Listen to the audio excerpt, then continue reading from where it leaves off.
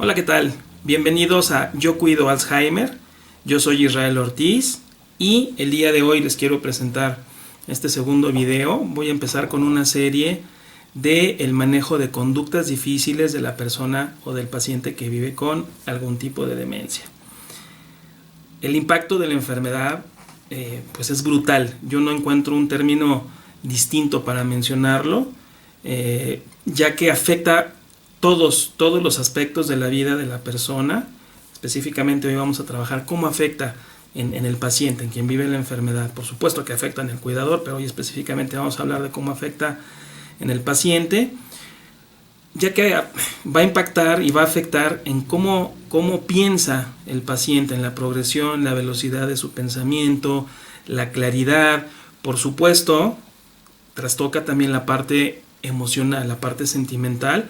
También va a cambiar cómo siente el paciente y por supuesto va a trastocar también en la conducta. Hay cambios muy drásticos, insisto, en pensamiento, en las emociones y los sentimientos y en la conducta del paciente.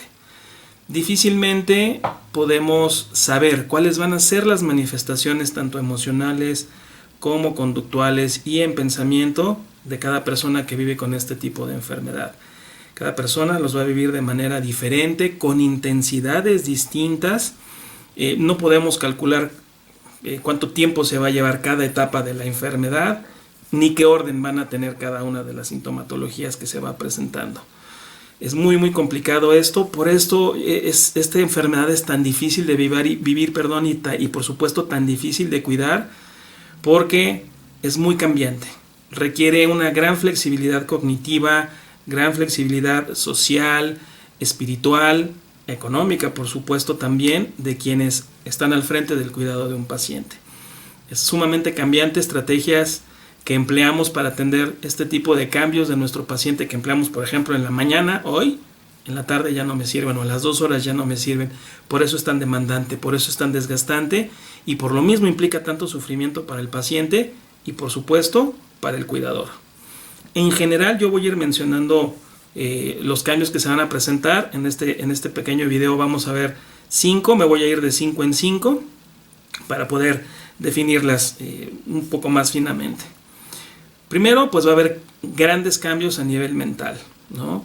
Va a haber grandes dificultades para que la persona que vive la enfermedad, lo vamos a denominar pacientes, quien vive la enfermedad, tiene grandes dificultades de comprender, de pensar, por supuesto, de comunicarse. En el video anterior hablamos un poco de esta circunstancia. Va teniendo estas dificultades para encontrar las palabras, la progresión del lenguaje se va complicando. Por supuesto, tiene un impacto en la memoria a corto plazo, entonces tiene graves dificultades para recordar. Estos cambios, por supuesto que van a generar miedo y van a generar ansiedad en el paciente. Generalmente, en estas primeras etapas, cuando empiezan estos cambios, el paciente se da cuenta de su propio deterioro. Se enoja consigo mismo, se enoja con la vida, se enoja con un Dios como cada quien lo puede concebir, se enoja con los familiares, está muy irritable. Hay ocasiones también en donde el paciente no se da cuenta de su propio deterioro. Esto se llama agnosognosia, es la incapacidad de distinguir que vive un deterioro. Ambas situaciones tienen sus graves complicaciones. Cuando el paciente se da cuenta, vienen estos graves cambios a nivel conductual y emocional, por supuesto, con las crisis que ello va a conllevar. Pero también, cuando el paciente no se da cuenta, pues existe la dificultad de que los familiares en su entorno, su cuidador o cuidadores primarios, no puedan ejercer sobre él ciertas acciones, no puedan echar a andar ciertas estrategias en el cuidado porque no va a querer hacerlo. Se va a negar porque va a asumir que él puede seguir haciendo lo que estaba haciendo de la misma manera y fácilmente se puede poner en riesgo al hacer las cosas como estaba acostumbrado a hacerlo. Insisto, ambas tienen sus complicaciones.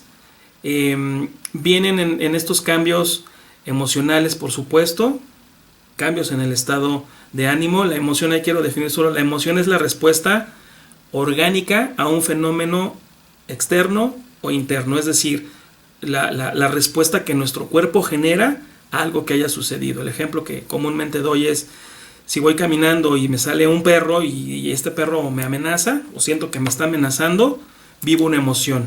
Ya ven, el sobresalto, la sorpresa, viene adrenalina en mi cuerpo, etcétera, etcétera. Eso que siente mi cuerpo, esa es la emoción. Hay cambios en estas respuestas emocionales en el paciente, pero también en sus estados de ánimo. Es decir, el estado de la emoción dura segundos o inclusive puede llegar a durar minutos, pero el estado de ánimo ya es el sentimiento que perdura mucho más en el tiempo. ¿Me explico? Esa es ya la parte sentimental, vamos, el estado de ánimo. Cambia también esta circunstancia. Generalmente el paciente se retrae, es poco expresivo, ¿no? Se dé cuenta o no se dé cuenta de su deterioro, es muy común que llegue a suceder esto, y en muchas ocasiones no puede darle control, no le puede dar sentido a lo que siente como emoción y por supuesto a su estado de ánimo. Es muy complicado. Como cuidadores, por supuesto, hay un impacto también brutal en este sentido, porque en ocasiones la lectura que el cuidador le da es que el paciente está agresivo porque me quiere agredir a mí. El paciente se retrae y entonces él mismo está generándose ciertas cuestiones. Recordemos que esta circunstancia no es voluntaria del paciente. El paciente no decidió estar enfermo y difícilmente puede tener control en este tipo de cambios. Muy generalmente el paciente va a estar triste, va a estar pensativo, va a estar ensimismado, va a estar observándose a sí mismo, muy enojado. Esto es muy común, que estén muy enojados, y se pueden generar crisis en este sentido del enojo del paciente con cosas que antes no le generaban ese enojo. Vamos como cuidadores a ver que por cosas muy pequeñas en ocasiones el sentimiento está exacerbado, el enojo es muchísimo, o la tristeza también es mucha. Por supuesto, va a estar muy vigilante, va a estar muy receloso. En ocasiones se genera algo que se denomina confabulación. La confabulación es esta circunstancia que el paciente va a empezar a especular, como cierta paranoia, como cierto delirio de persecución. A veces hay graves dificultades para que el cuidador provea de los medicamentos al paciente, o inclusive de la alimentación o la hidratación, porque el paciente dice: tú me quieres envenenar, me quieres matar, y entonces por eso me estás dando este medicamento, la comida tiene veneno. Eso es muy común. Insisto, recordemos que estas conductas, estas verbalizaciones, estos estados de ánimo y estas emociones no son voluntarias, no las genera con una voluntad y con un objetivo específico el paciente. Fíjense, es muy crítico lo que vive el paciente, porque parece que todo su mundo y toda su personalidad empieza a sufrir estos graves cambios. Cambios en la conducta, por supuesto, pues son generados por una percepción distinta de la realidad que vive el paciente, por un estado de ánimo diferente. Generalmente en los cambios de la conducta se van a presentar acciones repetitivas. El paciente empieza a ser cíclico en sus conductas, empieza a ver deambulaciones, empieza a ver movimientos estereotipados, es decir, empieza a repetir ciertos movimientos, revisa una y otra vez, no sé, la llave, si cerró bien o no cerró bien, abre y cierra las puertas, apaga y enciende la luz. Se van a presentar este tipo de conductas. Esconden objetos, eso también es muy común.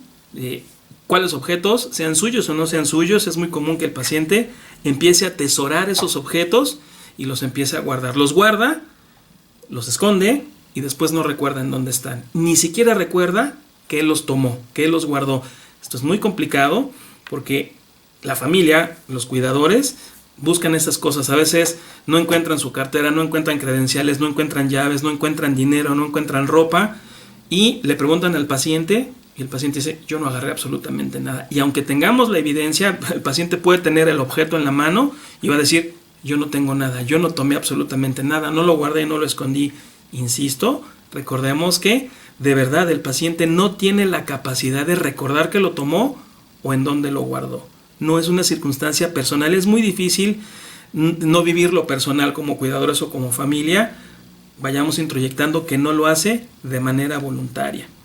El paciente busca, generalmente está abriendo gavetas, sobre todo, ya lo hablaremos en su momento también cuando hay los cambios de sueño, más adelante el día de hoy. están buscando en las gavetas, buscan en los roperos, buscan en los muebles y a veces no saben qué buscan. O buscan a una persona también. Es muy común que busquen a alguien de su familia ya fallecido. Ya hablaremos específicamente esta parte porque es importante el abordaje en ese sentido. En los cambios de conducta a veces suele presentarse que se quiten la ropa, ¿no? Tienen calor y a veces se despojan de su ropa. Aunque no se vayan a bañar, aunque no se vayan a cambiar de ropa, es muy frecuente que hagan este tipo de conducta. Recordemos que su juicio, lo hablamos en el video pasado, el juicio está deteriorado, entonces no alcanzan a percibir que esa conducta puede generar una transgresión hacia otras personas o que se puede estar poniendo en riesgo. Muy común, trastornos en el sueño. Cambia el ciclo del sueño, empiezan a dormir durante el día y a estar despiertos durante la noche, con lo que las problemáticas, por supuesto, que esto conlleva. Muy frecuentemente el paciente discute, va a argumentar que puede hacer las cosas que antes hacía, que él tiene derecho de hacer X o Y circunstancia. Es muy frecuente que esto se genere. Como el juicio está impactado, insisto, va a discutir a veces de formas que nunca lo había hecho. Si no hablaba con palabras altisonantes, si no decía groserías, ahora las va a decir. Si antes no era agresivo, inclusive físicamente, es muy probable que también lo pueda empezar a realizar. Importante, también hay cambios en sus conductas sexuales. No son voluntarias. Está la enfermedad de por medio, pierden el pudor, eso llega a suceder. Puede tener tocamientos autoeróticos también, o heteroeróticos, es decir, que pueda tener acercamientos, quiera tocar a otras personas, haga proposiciones. Esto es muy común. ¿Qué manejo se les va a dar ahí? El manejo que ustedes le darían a cualquier persona que no tuviera demencia. Pero por supuesto debemos de tener más cuidado con la persona que vive con algún tipo de demencia, porque pueden ser muy repetitivos, muy insistentes en estas conductas, o a veces nosotros en la forma de que nos comunicamos con ellos, ellos lo traducen con propuestas de tono sexual. Así lo interpretan. Entonces debemos de tener mucho cuidado con cómo hablamos y cómo nos acercamos con el paciente. Insisto, y perdónenme por ser tan repetitivo, pero esto es sumamente importante. Estos cambios en el paciente no son intencionados, no son voluntarios, son causados por el deterioro a nivel neurológico, son causados por la enfermedad. Hay grandes cambios en sus capacidades físicas. El paciente ya no se mueve como se movía antes, ya no coordina como coordinaba antes, sus reflejos no son tan rápidos y finos como lo eran antes de la enfermedad. Y si además hay comorbilidades, es decir, otras enfermedades asociadas a la demencia, a veces hay artritis, a veces hay gonartrosis, es decir, inflamación de las articulaciones, problemas musculoesqueléticos, pues entonces esta capacidad de moverse como se movía antes va a cambiar todavía más. ¿Qué problemáticas se van a desprender de sus cambios en la forma de moverse y en su coordinación? Pues en casi todas si no es que en todas las actividades básicas de la vida diaria. Por ejemplo, comer. Se les va a dificultar enormemente comer. La coordinación ojo-mano se dificulta y entonces no pueden llevarse a veces la comida con la cuchara de manera adecuada. Su motricidad fina, la pinza fina, es decir, la capacidad de tomar la cuchara como habitualmente lo hacían antes de la enfermedad, no lo pueden hacer. ¿Qué van a empezar a hacer? A tomar la cuchara como un niño pequeño, de esta manera, no con motricidad fina, sino con motricidad gruesa, y van a empezar a comer así. A veces la familia, el cuidador, los limita. ¡Ey, no se come así! Toma la cuchara bien, ¿no? O en ocasiones van a empezar a comer como un bebé, con motricidad gruesa, es decir, van a empezar a tomar los alimentos con la mano. Yo siempre aconsejo en este punto que dejen al paciente comer como puede comer. Obvio, cuidando que no se haga daño o que le haga daño a otras personas. Es preferible no ponerle cuchillo al paciente. Buscar tenedores que sean más romos en la punta, que no sea tan fina la punta, porque efectivamente sí se puede hacer daño. Si el paciente aún tiene la capacidad de cortar con su cuchillo, lo dejamos siempre con vigilancia y siempre con cuchillo normal de mesa, que no sea de cocina sino de mesa, que tiene un filo distinto, no como el cuchillo de carne que es muy filoso. Y si ya no tiene la capacidad, entonces sí, nosotros empezamos a cortarle la comida. Va a tener dificultades también para vestirse. A veces ya no pueden abotonarse la camisa, no pueden subir un cierre, no pueden abotonar un pantalón, no pueden colocar zapatos, o representa riesgo que se agachen a colocarse los zapatos o los calcetines porque fácilmente pierden el equilibrio. Ustedes como cuidadores tienen que ser muy finos en distinguir qué conductas, qué actitudes, qué actividades, ya no puede realizar el paciente y hacerlas por ellos. Las que puedan hacer, insisto, sin que se pongan en riesgo, solo con vigilancia o con pequeñitas ayudas, debemos de estimular a que el paciente lo siga haciendo. Para asearse hay graves dificultades, ¿no? El que se puedan asear de manera correcta después del uso del sanitario, del inodoro, es muy frecuente, ¿no? Dificultades para bañarse, por supuesto. Ahí ya hablaremos específicamente del baño en algún otro video, porque sí requiere bastante tiempo. Sí, no lo quieren hacer generalmente, hay mucho rechazo a bañarse. Entonces vienen estos cambios también drásticos, por supuesto. Desafortunadamente viene el cambio del control de esfínteres, ¿no? El control de las excreciones, tanto de la orina como de heces fecales, empieza a cambiar. Se va perdiendo de manera paulatina. Tiene un gran impacto, por supuesto, en el paciente que se está dando cuenta de su deterioro y también en la familia. El impacto que generan las excreciones del paciente es fuerte y el desgaste que esto genera en el cuidador primario también es muy importante. Conforme va avanzando la enfermedad, pues el paciente vive cada vez más limitaciones de movimiento y, por supuesto, de cuidarse a sí mismo, con este proceso análogo que va viviendo entonces el cuidador. Entre más dependencia tenga el paciente, más horas, más tiempo de cuidado va a tener que disponer el cuidador para él. Entonces, con las dificultades, por supuesto, que esto va teniendo. Vuelvo a repetir, estos cambios no son intencionados del paciente. Yo me he encontrado con muchas familias que me dicen, mi mamá se está haciendo, porque yo sé que sí lo puede hacer, porque he visto que resuelve cosas más complicadas, ya sea a nivel cognitivo o a nivel físico. No, el paciente no lo está generando de manera voluntaria. Esto es parte de la enfermedad, ¿de acuerdo? Vienen estas conductas, por supuesto, muy difíciles, que implican un gran sufrimiento cuando el paciente se da cuenta de ello, y por supuesto en el cuidador primario.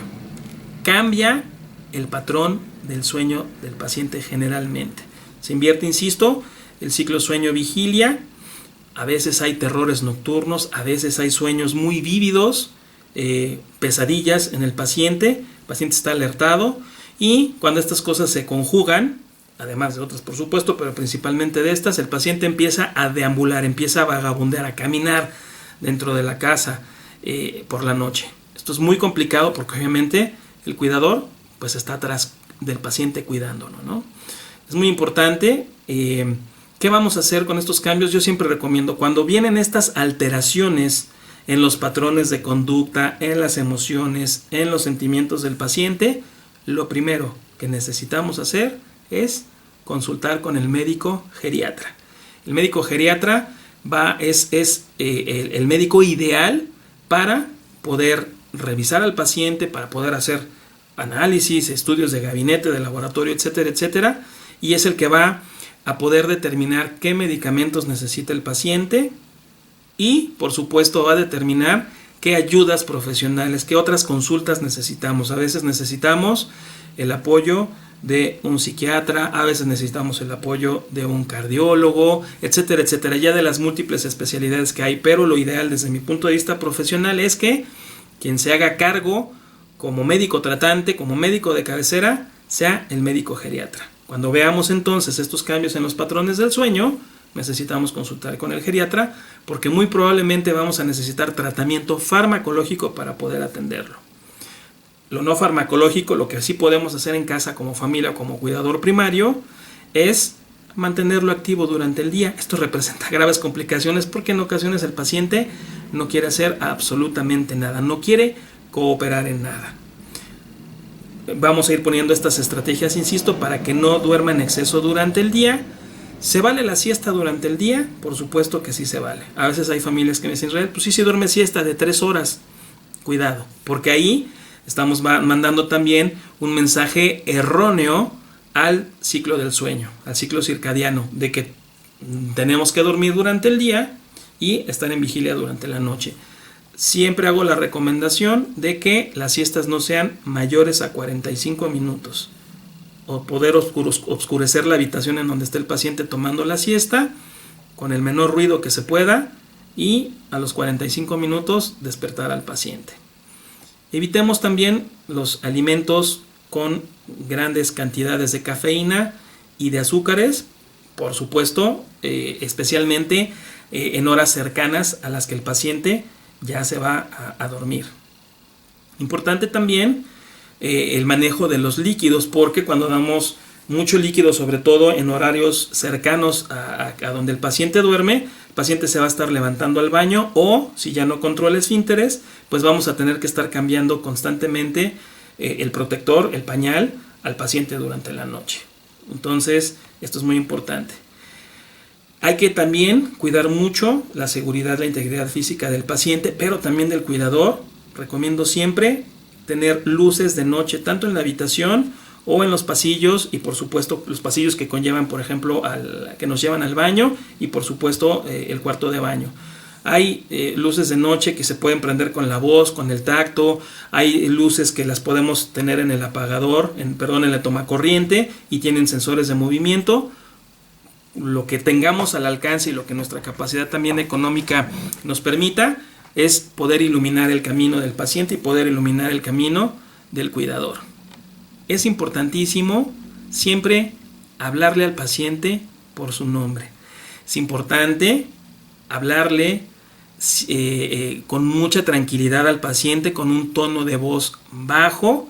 A veces presentarnos, decir quiénes somos, porque a veces el paciente no sabe quién soy, y ahí también genera mucha ansiedad, genera miedo o genera agresividad. Aunque yo sea su hijo, es decirle papá, decirle por su nombre, soy tu hijo y me llamo tal, ubicarlo también en tiempo y en lugar, decirle no te preocupes, estás en tu casa, son las 3 de la mañana, porque en estas inversiones a las 3 de la mañana están deambulando, se quieren ir al parque, quieren ir a hacer compras, hacer pagos, o ya se quieren ir a trabajar, aunque ya no lo hagan. Entonces es importante orientarlos en persona y en lugar. Por supuesto, cuando estén en este tipo de circunstancias, repito, necesitamos la valoración médica. Otra conducta, otra circunstancia que se va a presentar son repeticiones constantes. El paciente va a empezar a repetir palabras o sonidos que no tienen una interpretación como palabras o acciones. Insisto, estas repeticiones no son intencionales y no tienen la intención o la finalidad de molestar a la familia o molestar a los cuidadores. ¿Por qué hace esto el paciente? Porque está inquieto, porque está confundido, porque no sabe en dónde está, porque no sabe con quién está. A veces no sabe qué hora es y puede ver la luz del día, pero no sabe que es de día. Entonces, estas ansiedades que el paciente va sintiendo se desbordan a veces en estas conductas repetitivas, ya sea verbales o, por supuesto, conductuales. En ocasiones, este tipo de conductas, este tipo de verbalizaciones, es mejor ignorarlas. La mejor estrategia a veces es ignorarlas. Mucho cuidado, mientras estas conductas o repeticiones verbales no dañen al paciente o no dañen a otras personas, mejor es ignorarlas, porque si nosotros estamos cuestionando constantemente al paciente, ¿y por qué haces ese ruido? Y ya cállate, porque así pasa. El cuidador o la familia llega un momento en donde se desespera con estas verbalizaciones, con estos sonidos o con las conductas del paciente. Sí, es muy complicado. No engancharnos entonces es importante. ¿A qué le llamo yo el enganche? A estar cuestionando al paciente, a tratar de que lo deje de hacer, a regañarlo, a gritarle, porque eso es lo que va sucediendo. O recomendarle, papá, por favor, ya deja de hacer eso. A veces funciona, a veces no. Cuando se den cuenta que no funciona, mientras el paciente no se dañe o dañe a alguien, dejar que continúe con esas conductas o con esas verbalizaciones. ¿Qué podemos hacer para ayudar a modificar este tipo de conductas o verbalizaciones repetitivas? Que el paciente coopere en casa con las tareas que todavía pueda realizar, aunque no se complete del todo la tarea, que lo haga. siempre y cuando no se ponga en riesgo o ponga en riesgo a los demás. Si el paciente aún es capaz de barrer, si el paciente aún es capaz de doblar ropa, de tender su cama, de lavar trastos, etcétera, etcétera, que lo haga. Vamos a invitarlo a que focalice esa atención en esas actividades. Fíjense, aquí ya jalamos también la atención del paciente en esta rumiación de ideas, de pensamientos o de sentimientos, jalamos la atención hacia una cosa diferente y en muchas ocasiones ayuda muy bien esta circunstancia. A veces necesitamos caminar un poco con el paciente, invitarlo a tomar agua, invitarlo a tomar un té, ponerle música, va a ser muy importante también en estos momentos. ¿Qué música? La que siempre le ha gustado al paciente, con un volumen adecuado, de acuerdo a la capacidad auditiva, por supuesto, del paciente. La música es maravillosa, de verdad, póngala en marcha y verán cómo nos ayuda mucho. Seguramente hablaremos más adelante específicamente de la musicoterapia y cómo hacer uso de ella. De verdad es maravillosa. El paciente, insisto, no genera estas circunstancias de manera intencionada. ¿Qué nos refleja cuando el paciente está con este tipo de conductas? Sufrimiento.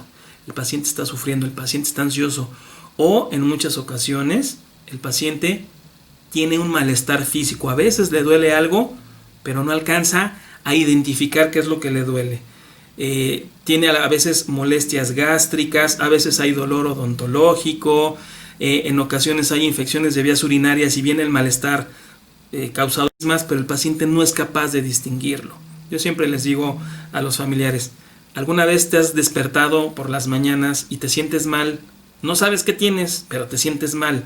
Esa sensación es no grata, por supuesto, y además no sabemos qué nos está pasando.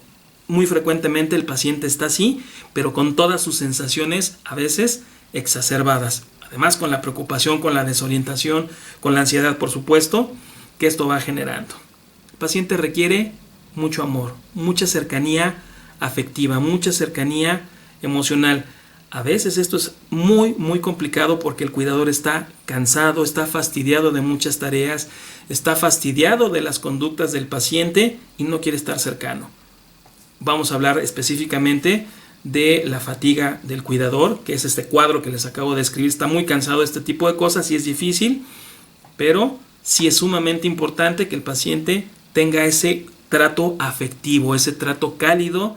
El cuidador siempre debe tener en la mente y la familia que el paciente no eligió vivir lo que le está tocando vivir y no lo genera a voluntad y no lo puede frenar, ¿de acuerdo? Ni siquiera a veces se da cuenta que está sucediendo. Responder las preguntas del paciente con voz cálida, con voz tranquila, procurar tener acercamiento físico en la medida que el paciente lo permita, a veces tocar la mano, tocar el hombro, hacer una caricia, a veces en la cara no tanto porque el paciente lo vive como agresivo. Procuren, cuando le hablen al paciente y esté agitado en esta situación que acabamos de describir, con estas conductas, no mover mucho sus manos o no acercarse demasiado al paciente porque el paciente lo va a vivenciar como una agresión y entonces se va a tratar de defender. Aunque no le estamos agrediendo, el paciente así lo va a vivir. Entonces tengan mucho cuidado con esto. Denle algo al paciente para que lo manipule. Hay mucha ansiedad, hay mucha agitación, entonces a veces estas pelotitas antiestrés que venden, o le damos un juguete. A las mujeres sobre todo les funciona mucho darle una muñeca y a veces lo empiezan a tratar como bebé.